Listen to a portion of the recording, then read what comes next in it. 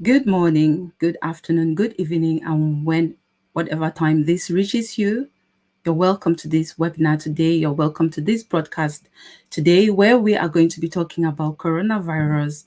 We are going to be talking about bereavement, and we are going to be talking about grief in the BAME community here in the UK. So our topic of discussion today is coronavirus, bereavement, and grief.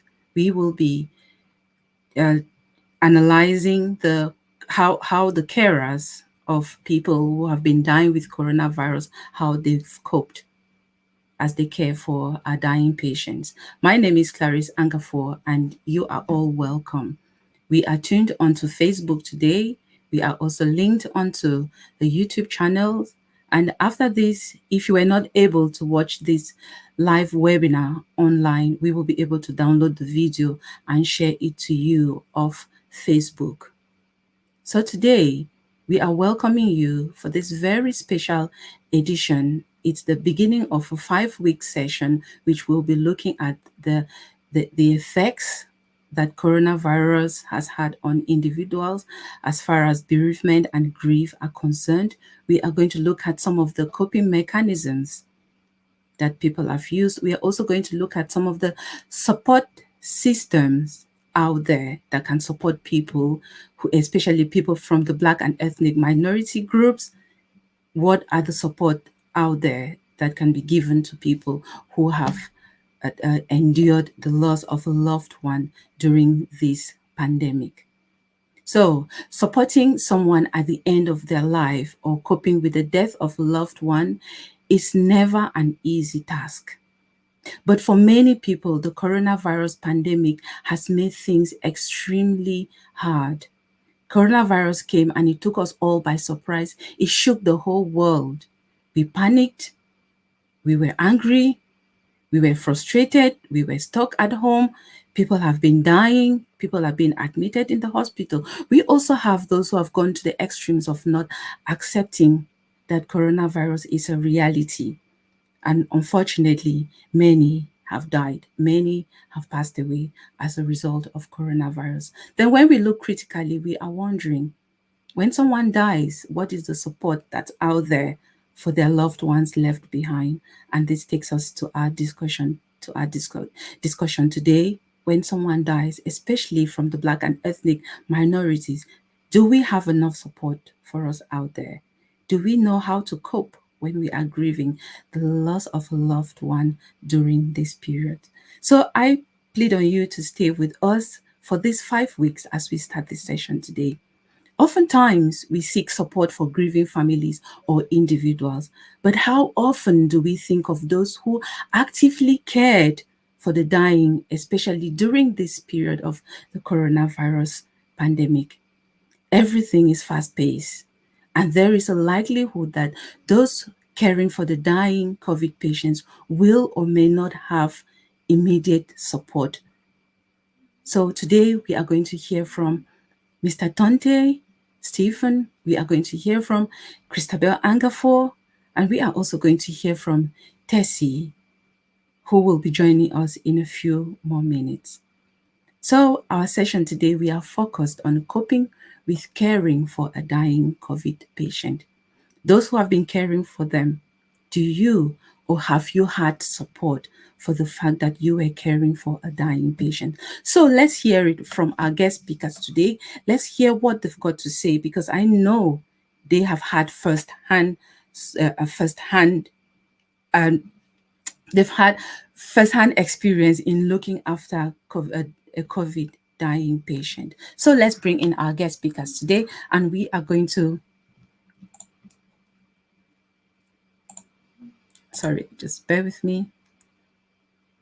And we are going to welcome Stephen,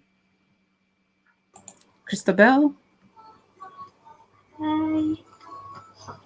Hi. It's my video on. No, Yes, on. I think you can hear me. Your video is not on. Okay. All right, I'm back. Thank you so much, guys, for joining. And thank you so much for those who are watching. You are welcome. If by the end of this show or before the end of this show, you have any questions, pop them here for our guest speakers will be able to answer them while the show is going on. If not, they will answer the questions afterwards. You are all welcome. We are streaming live on the charity page of Rainbow Care Charity. So you go on Facebook, you search on it, and you'll be able to watch from there. And also make sure you share and you invite your friends to watch, because we all have been grieving in one way or the other. We all have been affected by bereavement during this COVID period. And there are some of us who have actively taken part in caring for some of our COVID, of our dying COVID patients. So today I'm going to welcome Mr. Tonte Stephen. Please, can you introduce yourself? And thank you. Yeah, I'm Stephen Tonte. I'm one of the team member of Rainbow Care, and one of the primary objective of Rainbow Care is to maybe actually commiserate with BAME communities in Birmingham who are bereaved, so that we give them all the necessary support that is required when a family, when someone loses a family member from COVID-19. Is actually a traumatic period. Yeah. And of course, we all know what bereavement is. Is in fact COVID-19. You've said it all. It's actually is a pandemic that took everybody unaware, and most of the challenges actually came from those who are caring for this for COVID-19 patients. Okay. In hospitals and in homes and so on. Yeah. And coincidentally, though I happen to, despite being a field person who supports this COVID-19 patients, I happen to be also a victim of COVID-19. I was actually a patient myself, and during that period where I was attacked, my entire household got infected, and it wasn't actually a good experience. Okay. Believe me, is to care for those who are actually bereaved. Yeah. One question before we go into that. Let's just do the official introduction, and then we'll continue with the formal discussion. Okay, good. Yeah. Christabel, over to you, and thank you for accepting to be on the show today. I know you've been caring for so many individuals who have unfortunately passed away. So welcome. Yes. Hi everyone. Thank you. I'm Christabel Angafo, and I am a support worker and an entrepreneur myself. And being a frontline worker has been hard. It has been tough on everyone, myself, the patients, their family, and everyone. And at some point, we all get affected one way or the other. So it's really a shame that we don't talk about it much. We just buckle everything and stay with it. We really don't open up and talk about it, how we feel or the experiences and all that. Yeah. Okay. Yeah, thank you so much. So we can just go on, continue now with the rest of the question. So how does it feel looking after someone, either a family member or someone you care for, who has had the coronavirus or who has coronavirus? How does it feel like? If I can come to you, Mr. Ngo. Yeah, first of all, our healthcare system has provided us with PPE and, of course, guidelines as to how we need to protect ourselves when we are caring for someone with COVID-19. Mm-hmm.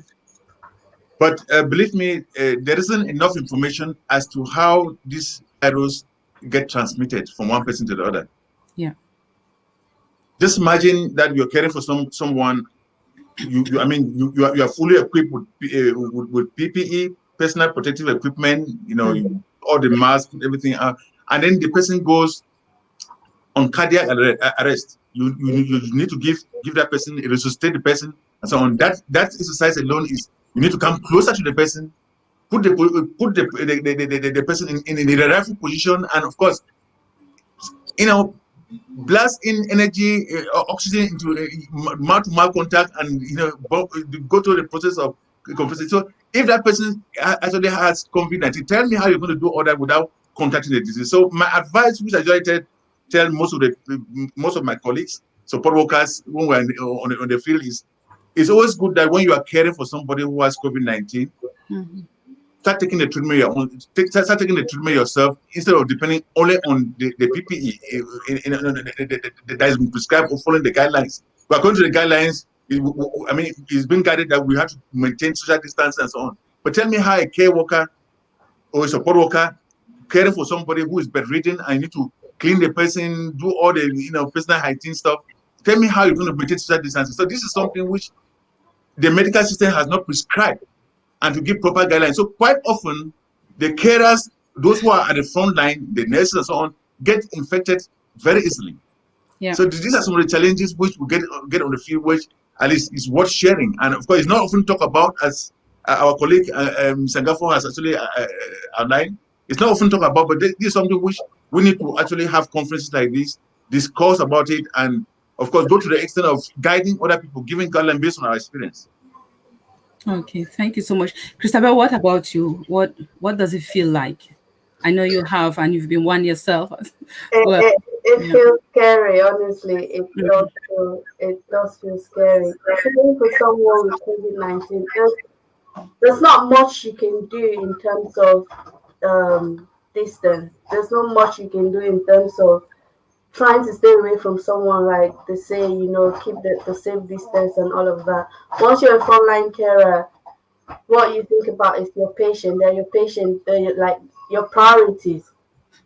You have to think about them first. You have to make sure they're safe and everything like that. But to you, it's scary as well, because I've been positive myself, and it wasn't a good experience. It didn't feel good at all. I felt like at some point I felt like I was dying. I've watched people die from COVID-19, so having been positive and all that, it was just so much to take in. And the experience of just seeing people being positive, the hard work, because working with people that are positive is like, it's so much hard work. It's not like normal. It's not like the way we used to work before, because now it's like full change of PPE. Like if you had to care for someone in, let's say, 30 minutes, the time actually doubles. Sometimes it even triples, because you have to strip yourself down after each patient. You have to literally strip yourself down, clean yourself up and everything before you go to the next person. yeah. So it's like it's hard. It's scary. It's a scary experience, honestly. Okay, thank you so much for that. So the simple thing is, even though we have to care for our patients who are COVID-19 positive or who are dying, there's still a high risk that the carers will end up being positive as well. Yeah. So the next question will be what to do. I know you guys, you've already mentioned a few of the challenges, which actually this is one of the challenges. But what are some of the challenges in caring for this particular set of people? What other challenges do you face, knowing that you are caring for a patient at the hospital? You still have to care for your own self, and then you still have a family at home. So what are some of those major challenges that you've been experiencing? I'll come back to you. Yeah, the challenges are enormous. Believe me, that if you need to care for people for service users at the hospital, and then you are fully aware of the danger. It's just like an army officer going to the battlefield and not knowing if he or she will return back home safely. So the frontline staff, going to care for COVID-19 and knowing how deadly the disease is, are fully aware that, okay, they're not certain if they're going to come back without bringing the virus back to their various families. So it's really a task which one need to embrace. With the empathy to care for others. You can't say, okay, because I am afraid of COVID-19, I won't actually go to attend service to care for these people. So when you go to work and you take all the necessary precautions, my advice, which I often give to people, is before you get back home to your family, make sure you clean yourself thoroughly. And of course, when you get home, continue to administer basic treatment. Like, for example, the BAME community, which we know very well, it has to do with the Black Asians, and we are used to maybe getting some traditional herbs and so on. So I'm not a professional, which I would come online and say, okay, this is a method. Many people often recommend hot coffee. You take hot coffee, take some antibiotics just for preventions, and then before you get home and embrace your family, get a shower, change your clothing and so on. So the challenges. What I will always tell people is, while we are waiting for vaccine, as it has been alleged, there's a lot of controversy as to whether the vaccine that is coming or is on now Okay. would actually help prevent us from contacting, especially the frontline workers, from caring for people, for patients, and not getting infected. So Yeah, what I was saying is, yes. I So think we cannot give a definite answer to that, whether the vaccine is going to be effective or not. But how can we know that the vaccine is effective when not all of us want to take the vaccine? So some of us have already taken the vaccine. I've already taken, and I'm waiting for my second dose. So now you mentioned it's high risk when we are looking after our dying COVID patients. So do you think there's enough support in terms of PPE, in terms of how you have to protect yourself? Do you think there's that there are adequate resources to help you to protect yourself? Because in as much as you have that duty of care to look after the patient, you also have a duty of care to look after yourself. You can't be careless with yourself because you have to look after the patient. So in your opinion, do you have that enough support, provision of resources, materials to help you protect yourself during this period? well, I would say from my own point of view, our health, our supporting accommodation, which I work to support support the family. Now, periodically, the government has actually helped to provide enough resources in terms of PPE for carers to use. Their policies out there, guidelines, and all these things are available. But Okay. what I think is lacking, which they have not been able to come out with as a solution, is how do you, as a carer, knowing fully well that somebody is, facing, somebody is going through end of life with COVID-19, you need to still, you don't give up to the person, you need to still care for this person, and knowing fully well that there's that closeness, with doing the personal hygiene, personal care, which the probability of getting infected is 99%. You I cannot would say you cannot actually give up on on someone, because at that point it's almost like you're caring for a family member, and if you cannot give up on a family member during that period, you that, cannot that, that's what I, that's what I mean with the empathy and the duty of care. I mean, there are moments where you practically need to feed them. You get them closer to you like a baby. You feed them and carry out all the personal hygiene. In fact, the PPE, for instance, it's not 100%. It's not like you don't mask yourself as somebody going to the moon. You just have these, the few things around the place there, and yeah and science has not been able to prove to us how the virus actually is passed on from one person to the other. yeah I Maybe through the virus, you don't see, it's something you don't see. You're dealing with an invisible enemy. Yeah, that's true. And Yes. So I to my opinion, you a little bit to Christabel. Christabel, have you ever felt not to go to work because you are afraid you might get infected? You've been infected before, you've been positive before. After that experience, have you felt like I don't want to face that again? I have, yes. And what pushed you back? What made you change your mind from feeling that? What made me to change my mind was I have been I'm a frontline carer. If I don't go there, no one else will go there. Where I work, family members are actually not allowed. So typically, right now, we are the only family members that those people know. because we were there for them 24/7. So if their family members are not able to visit them because of COVID-19, if we ourselves, if we don't go there as well because we're scared to go there, they'll be left alone, and no one wants to die alone. No one wants to die without care or anything like that. When I was positive, I was scared because I knew that my son was affected somehow. I knew that everyone in the house was affected. So going back there, I was like, what if I go back and come back with something new?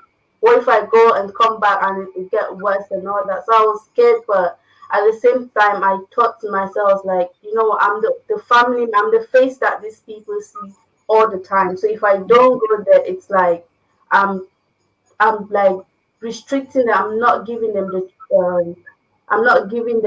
hope, because it's like we give them hope as well. Yeah. Yeah, it's like we give them hope. So I can't take that away from them. I have to go there, continue to care for them. It's not guaranteed that you will be safe going there, because I've had times where my PPE have been torn apart and all that, but you still have to carry on. At that point, you know that, well, something is going to happen, but you still have to carry on anyway, because those people, they're counting on you. They might not say it, they might not, show that they're counting on you, but they are actually counting on you. So you can't just give up on them, because at that point, I'm pretty sure they've given up on themselves as well. So just have to keep giving them hope. Okay, thank you so much for that. Thank you once more, guys, for watching wherever you are watching from. We are tuned onto the charity Rainbow Care Charity Facebook page, and our discussion today is on coping with caring for a dying COVID patient. But our main focus is on coronavirus, bereavement, and grief in the BME community in Birmingham. How are they coping? Are they receiving enough support during this period, or is there more support that's out there for the bereaved patient? Normally, when somebody dies, that's already the end of the person's life. That person may have already grieved the fact that he or she is dying, and once they accept that that's the point they are at, then they leave. But when they leave, that's where the loved ones, that's when we, the bereaved, that's when our own grief starts.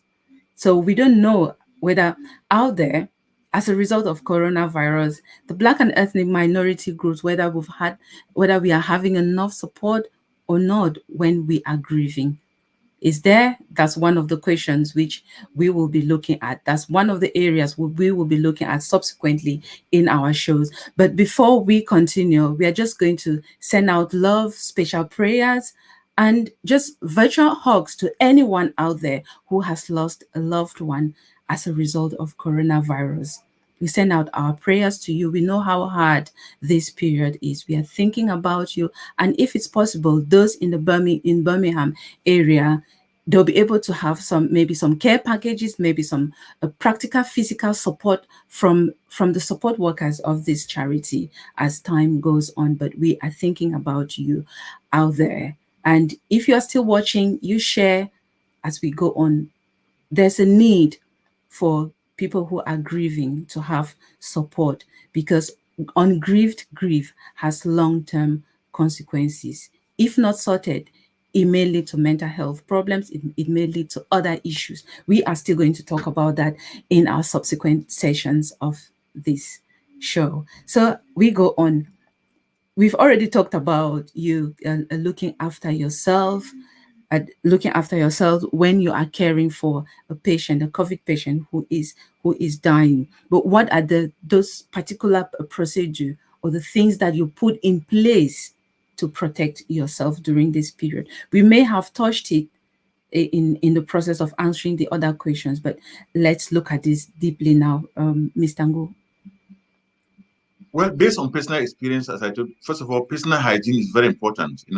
Making sure you have enough working equipment, working clothing, so you don't have to repeat. Like your uniform, 1 or 2 uniforms. You don't have to repeat it every time you go to work. One of the things we ensure that our company actually provide out there to staff is to give enough working uniform where they can always change. And during the washing process, you make sure you disinfect and sterilize them very well. Mm-hmm. Despite providing enough PPE to staff, there's also training sessions. You give them training sessions. There are online training where we make sure we raise awareness for them to know exactly how to tackle, to use equipment where they need help. You don't go into maybe without being protected. You want to do a lot alone and going closer. No, taking extra precautions to make sure we don't get infected. At least we know that it's not easy to avoid being infected because we don't know how it comes, how the virus gets, breathes out and cross from one person to the other. But despite that, when we get home, like based on my own experience, my spouse works at the hospital as a nurse, and she went to a COVID ward and came back home and brought the virus to us. And from my experience, what I noticed was my children got infected, and within 1 or 2 weeks, they were all, they all got well as we're giving just treatment, administering treatment, following the GP's instructions. They all got well. And then since we noticed that it was COVID-19, all of us started taking the treatment. We started taking all the treatment and getting ready for it. But, it wasn't a good experience as Mr. Gaffo actually said it. If you COVID-19, to become a COVID-19 person is something you never wish for an enemy. In fact, because within 2 weeks, I think I lost about 40 kilogram weight. I was unable to finish even a banana. Okay. Yes, Wow. but no, the virus actually infected us differently. And it's called that the kids have maybe stronger immune system. So within few days, they all got well and they were back again and so on. And then my wife too, same. Yeah, I'm older than her, and she got well within a week, and but it took me more than 14 days to get to my feet, and until the GP had to administer some antibiotics and so on. So all our advice is, when those of us who are frontline staff, to know that the probability of infecting our family is high. So we have to make sure we keep, we maintain hygiene to higher standards. Yeah. We always make sure we disinfect, clean, change beddings at home. Then give treatment to our children, even if they're not sick. So while we're caring for those at the hospital patients, we also make sure we're also caring for the family, and so that we maintain the whole standard and see how everything goes. As to the vaccine, I wouldn't go into that topic anyway. We'll get to that by the time we get to that. Yeah, we'll get to the subsequent edition. Thank you. This is a very interesting topic, and I do understand as well that it can also be one of those emotional topics. So we are trying as hard as possible not to make it sound be so emotional. So we are trying to lighten it up as well. So as you all have said and we've heard, as someone who has seen firsthand patients dying with COVID, and you've actively participated in their help, what do you think are people's greatest fears? Some of them do say not being able to be with their loved ones. What do you think? For example, you have a COVID patient on the ward who is dying. What is their relative saying? What are their relatives home saying? Do you think the fear of not being with their loved ones there in the hospital is an issue of concern? It's really an issue of concern. Honestly, it's the worst nightmare that has ever happened to anyone that has actually lost someone. Because just imagine, one of the parents or somebody, a family member, is taken to the hospital because of COVID-19. You are not permitted to come to the hospital. I think, in my opinion, if there's that possibility, I think the family back home are supposed to be given that leverage. It could be through video conference, so that they see their loved ones at the hospital, what they are going through. If they cannot come and visit, and I thought at least they give enough update as to what happened. But obviously, I mean, what usually happens is you only send a loved one to the hospital, and the next day they call you and say it's gone, and they don't give you the opportunity to even see the remains. Because normally those of us from BAME community, we have a ritual. There's that ritual and the way we commune with we commune with the corpse or the remains of our loved ones before we finally get them buried and so on. So when we miss this touch, when we miss this opportunity to do it, and the trauma remains with the family forever. Yeah. And how to cope with it.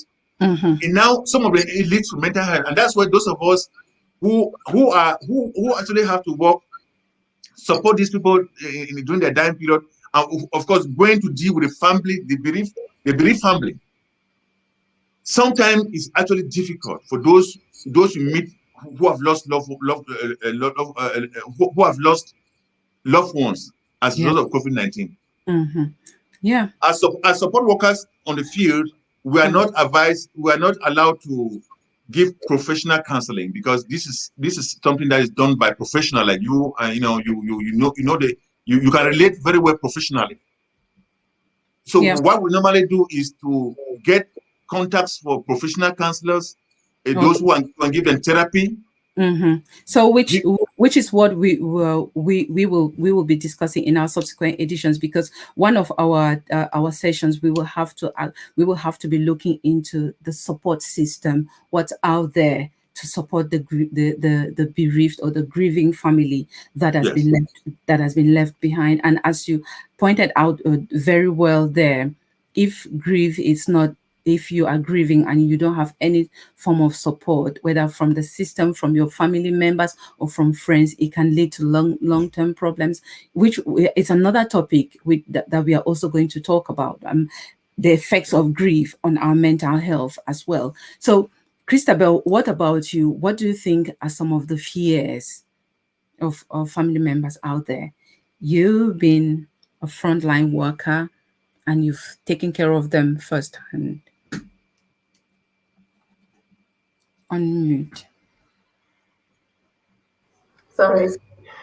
It's just been said that your family, your relative is dying and you can't be there for them.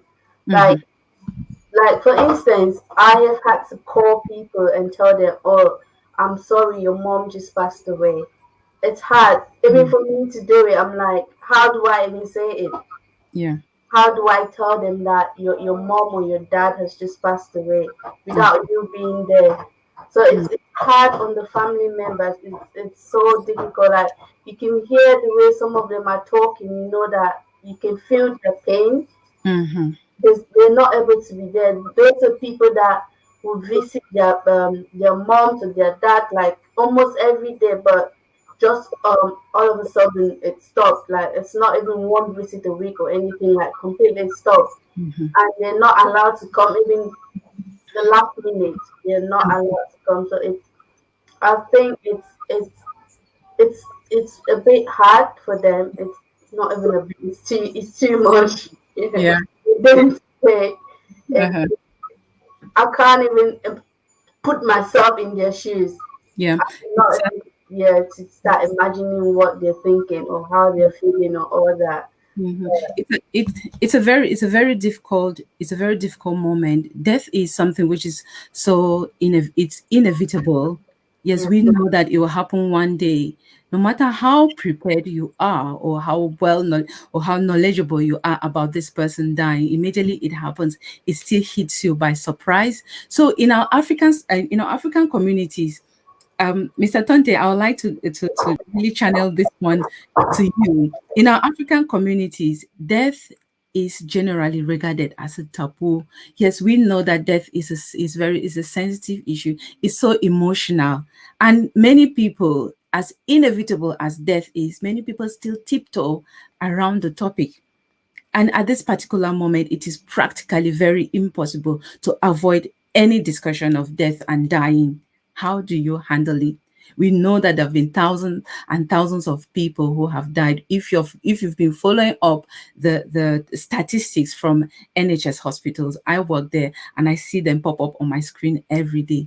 How do you handle this topic? A topic which in our African communities we try to avoid, even though it affects each and every one of us. How do you handle it during this period? Death, in fact, the loss of a loved ones, just in fact, is very. It's a traumatic experience, as I said earlier, and quite often when a relative or a friend tells you, okay, I've lost a loved one, the effect is not as, it's not as traumatic as to when you compare when it happens to you, when it affects you personally. Mm-hmm. In my life, well, sorry, I won't have to go personal because of personal experience. I've lost, I love lost loved ones, parents, brothers, and so on. But not having something to do with them directly, or seeing them die in front of me. Mm-hmm. The first time this happened to me was 2 months ago in one of our supporting accommodation. Mm-hmm. I was asked to go and cover the shift there. I went and I met this service user who was actually on it's a palliative on palliative care. He was awaiting. It was it was under hospice care. This type of patient, the patient that on terminal illness, knowing fully well that it's going to pass on. Yeah. It wasn't not actually a corona case as per se, but you needed one-to-one support. Mm-hmm. And then I had to spend the whole night caring for him and so on. And I discovered that at some point there was this he was not breathing. The breathing had a problem and was groaning and so on. I had to call the paramedics, inform the district nurses to come. That was around 1 a.m. They came up and we did all we could. And by 7 a.m. in the morning, he passed on. Mm-hmm. Believe me, I had worked with the person for almost 4 months. In fact, he came into into a supported accommodation.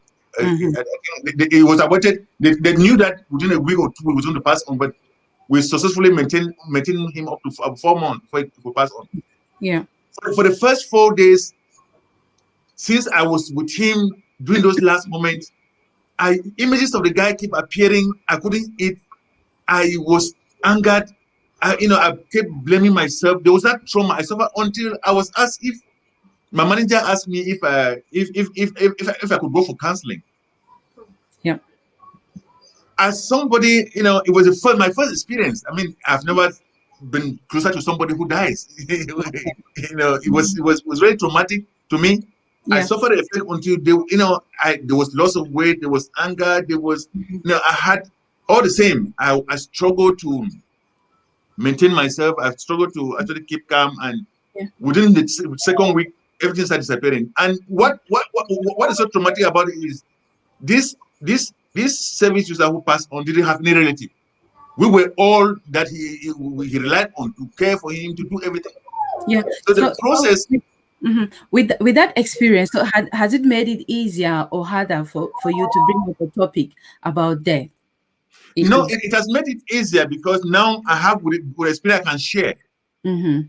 I can share with the spirit those who are calling, those who get bereaved and they call and they go through this traumatic experience. I'm able to share to them, share my experience to them, and refer them and encourage them. Tell them that it's not the end of the world. They didn't know what to do, who to contact to give professional counseling and so on. As I was saying, Okay. There are some services within Birmingham that will deal with when we encounter when members of the populace who are bereaved actually get in contact us for information, for help. We have to make this reference. It's okay. The professional body to help you is, get to this person. This person is going to give you this support and give them that guidelines. Okay. Guidance. But how to deal with the bereavement, how to deal with somebody who dies is another topic which we're going to discuss. It's not easy, honestly. Yeah. But we'll talk about that later. Let me give chance. Yeah, we'll talk about that on maybe I think either on our second or third session of this program. Christabel, how has the lockdown affected your ability to look after COVID patients? The lockdown and the general experience about people dying, has it affected you positively or negatively? Has it given you that urge to, I need to be more careful. I need to take more care of my patients. I also need to take care of myself. How has it affected you generally? I think generally it's made me to be more careful because before the lockdown, we could just go into work, do our work jobs and get out. But Mhm. Since the lockdown, it's like you're more careful, you're more vigilant, you're more like you need to make sure everything you do, you're Mhm. very careful with what you do. You're very careful with the patients you're looking after. You need to make sure before you go to a patient, you know what their needs are, and everything. You Mhm. can't just go before you go in there. You know that this person is this way. This person is. Don't want to go and do something that might affect them in a way that might increase what they're already going through. So you need. It has made me to be way, way more careful. And the fact that I've seen so many people die, Mhm. so many people Yeah. die, I have been so I have been so Okay. so careful and Mhm. oh, Yeah, I think he wants to join in. I'm You so want to join in, sorry, yeah. guys. Yes, that's what happens when you are a mom, you are a support worker, you're an entrepreneur. You work with your children around you. Mr. Tonte, back to you. How has this affected you as an individual? Has it affected your care? How much you give in, or how much you do not give into your patients? So generally, how do you feel? Well, generally, the COVID-19 pandemic has changed the world forever. Mhm. Uh, Socially, we are not inclined to do the things we used to do before. Mhm. Children have been sent back, and now education is now online, and Yeah, yeah, how has it affected your ability to look after, to care for someone with coronavirus? oh yeah. Well, sorry, I didn't understand the question well. My Mhm. ability to get, in fact, it has given me, having gone through COVID-19 myself. Yeah. I feel that I'm immune. I am immune into I'm immune into being contaminated. So Okay. though I'm still very careful, being mindful of the fact that I can still be infected the second time, but Mhm. I kind of take extra precautions this time when I'm kind of when I'm being assigned to care for someone with COVID-19. Mhm. And like I did lay emphasis on the idea that you don't, each time I have to attend to service users with COVID-19, I don't take same uniform back home. I make sure I change my clothing before I actually get into the car and drive back home. Even when I get home, I make sure I do not get in touch with family members before after without having had a warm bath and drink something hot. So the Yeah. whole chain the whole chain is making sure that we keep, despite the fact that we respect the rules being given out there by the government and Mhm. the health and social care system. We Yeah.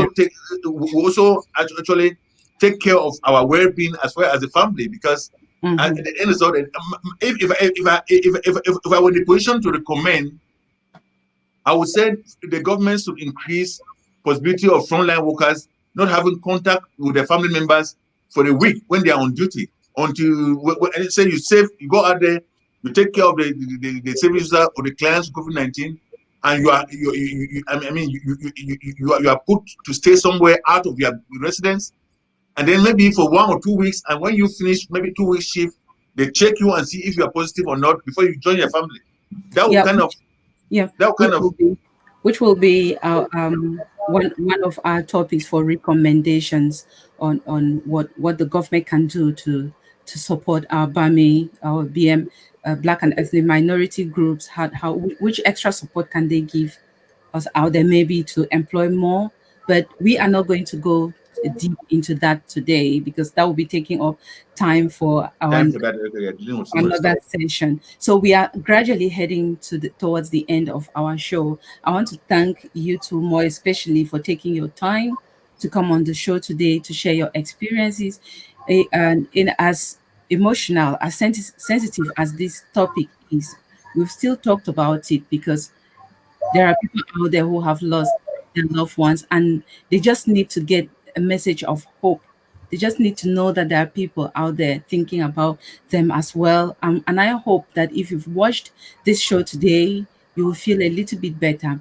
The pain the grief, the sadness cannot be taken away, but I know that it gets lighter. It feels better as time goes on, and then we get to find meaning at the end of our grieving period. Grief itself, it doesn't end. It just gets better. You find meaning in it. You use your pain and you turn it into something. We are going to touch all of these subsequent in our subsequent editions. So one of our last questions is, we must have talked about this. So if you just take this as our last final message, as our final question, to say generally, how does it feel losing either someone you know or someone you've practically taken care of, and the person has taken their last breath right there in front of you? How does it feel like? I know that it would have affected you in one way or the other, but just briefly tell us how it feels like. And then next week, we are going to look into how it's actually affected you. Christabel, I'll start with you. It feels really sad because I've watched people die, and then I go back home, and you keep getting memories of it. You keep getting like flashback. You keep saying, "Oh my God, this person that was so healthy and okay, all of a Mhm. sudden they're just gone." Like it Yeah. feels really sad. You keep getting those flashback, those memories. It feels like even though they're not your family members, but the fact that you cared for them, you actually there was a bond. So it's not just something that's so easy to get rid of, to just like Mhm. go and feel just normal. No, it actually feels, you stay with it for some time before you can shake it off you. But Mhm. that the first few weeks, it's like it's really difficult to process it and take it all in. It's hard. Mhm. What about you, Mr. Tonte? Yeah, based on the personal experience which I just stated during our last topic or discussion on the same topic, it's very traumatic to frontline staff, especially those who witness their clients pass away during their shift. Mhm. The experiences based on mine is, the trauma I went through, because I kept, for a few days I kept thinking what I should have done to keep the service user alive, and to keep the guy alive. I was like self-blaming. I mean, there wasn't much I could do, because I made sure I informed. I did all I could. I called paramedics. I did all I could, but still, I had my limitations in terms of caring for him. But there was that inside guilt. It's Yeah. like, Yeah. it's like there's something I was supposed to have done which I didn't do. Yeah. But you know, and then again, I, I couldn't sleep. Yeah. And then dreaming my time with him, it's a traumatic experience, honestly. And what I wouldn't go to use this opportunity to start recommending, as you said, there will be moments where maybe we'll put forward recommendations. The staffs that actually go through this experience of seeing services that pass on, or loved ones, they should be entitled to some free grieving session, because most of you professionals who are like, who give counseling and therapeutic services is all for payment. And when an individual carry out an engagement, the person needs to pay from the private pocket. So I think there should be avenue, or avenue where staffs that pass through the experience are supposed to be given free counseling by professionals. So Okay. because it's That's, very traumatic.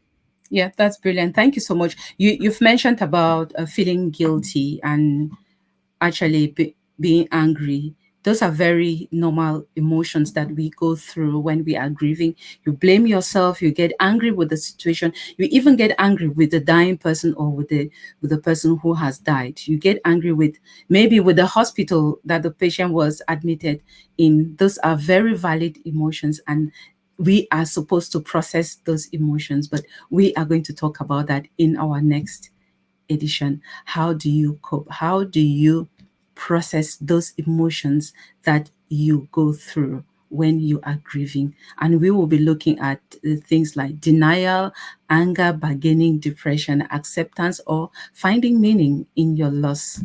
I just want to thank each and every one of you today for coming onto our show. And I want to thank more especially Rainbow Care Charity for this opportunity.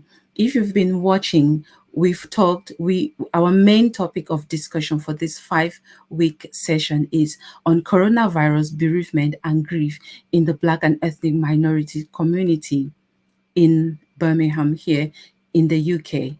And today we've been looking at coping with caring for a dying COVID patient.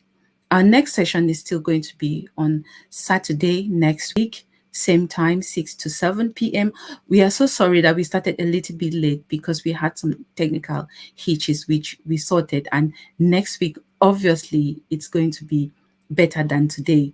We are happy for the turnout today. We are happy that you all came in, you watched, you contributed with your questions. And I will just, before we go, let's just look at some of the comments and we talk briefly about them. I think we'll start from the bottom. So on our screen, we have it from Paul. He says his recommendation is that if stakeholders do not do it, all healthcare or frontline workers will need to go through counseling as a solution to PTSD. PTSD is post-traumatic stress disorder, because the repercussions will be with most of them for a very long time. This should also include their spouses and kids. There is a lot of depression here experienced by these frontline workers and their families. Thank you so much, Paul. And this is exactly what we've been talking about. And that actually draws us towards our next session. So we are going to the next comment. Eka Ebu says, lockdown has affected BME. Most of us are immigrants and we travel once a year because of the lockdown. We can't travel to see them. It's so stressful and this affects us emotionally. You are definitely right. And thank you so much for your comment. And from Kingdom GNA, he says, good idea about the video call. I am aware that some hospitals have offered the possibility of loved ones talking through FaceTime. That's brilliant, true. So we encourage more people to do FaceTimes when they have their loved ones in the hospital. There's a question. Have you ever been told by a family member not to go to work for fear of them being infected? Did you guys answer this question? And does anyone want to volunteer? 1 minute, 1 second. Have you been told by a family member? Yeah. How did you react? How did you take it? I've been told not to go to work because of fear of bringing back COVID-19, but it's my job, so I can't say no. I'm not going to go to work because you're scared. We just have to take precautions. I know that when I go to work, I'm fully dressed with PPE and fully covered. So it's up to me to know that I have to take care of myself. And when I get back home, straight into the shower before I can even touch anything. So, yeah. So it's all about doing what you have to do to take care of, owning that responsibility to take care of your patient, but at the same time knowing that you have to take extra precautions of yourself and the rest of the family. So Ekan Ebu says, putting a smile on customers' faces helps in their recovery, and it's hard when you can't put a smile on their face with a mask on. You are spot on there. You are spot on. I think that's why in the mask production markets now, different designs are coming up now with a transparent face. So yeah, and I actually saw one yesterday where it actually you have to place something there that prevents your lips or your lipstick from rubbing onto the mask. So you still have, so there are so many different designs of masks which have been produced recently. The difficulties is wearing the PPE for us. At times you can't breathe. Yes, I do hope that as time goes on, there'll be different ways of making them to ease life for people, because I myself have struggled when I stay for too long with a mask on. Priscilla Emimba, hi. She says it's very challenging, fear of contacting as a person, and also the fear to infecting our families and friends. That's absolutely true. Thank you so much for your contribution. Hi, and hi, Emilian. Thanks for watching. Another comment.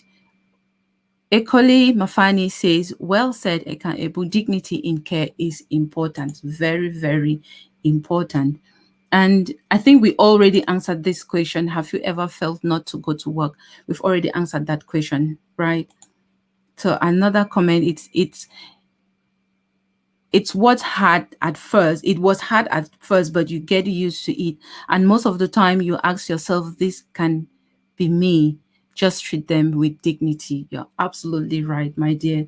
Thank you so much, guys. Thank you for watching. And before we go, under the comments section, there's a contact phone number for support. We know how emotional, how sensitive this topic has been. So if after watching this program, you think you need a little bit of support, or you need some support if you've lost a loved one before, or if you've lost a loved one because of coronavirus, there's a contact number at the bottom of the comments on this page for you to call. There is a voice at the other end of the phone. There is a listening ear to listen to you, to talk to you, just to give you hope that all is not lost, despite the fact that you've lost your loved one. And this message goes out to everyone out there who has lost a loved one during this COVID pandemic. We are with you in prayers. We send you out hugs and kisses, and we send you hope. And we pray that you get comfort, you get healing somehow during this period. So we've come to the end of our show. Thank you so much, guys, for Thanks very much for having us. Thank you.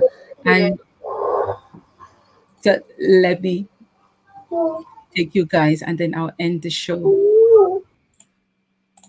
So thank you so much, everyone, for watching. It's been AC Beng here, hosting the first edition of a 5-week session on coronavirus, bereavement, and grief. Today, we looked at coping with caring for a dying COVID patient. And we actually talked with people who have had first-hand experience in looking after individuals, in caring for individuals who eventually died as a result of COVID. We all know how difficult that can be. But our next session next week, we are going to look at those emotions, how you cope with those emotions that come with grief. And that will be the end of today. Take care and bye for now. It's AC.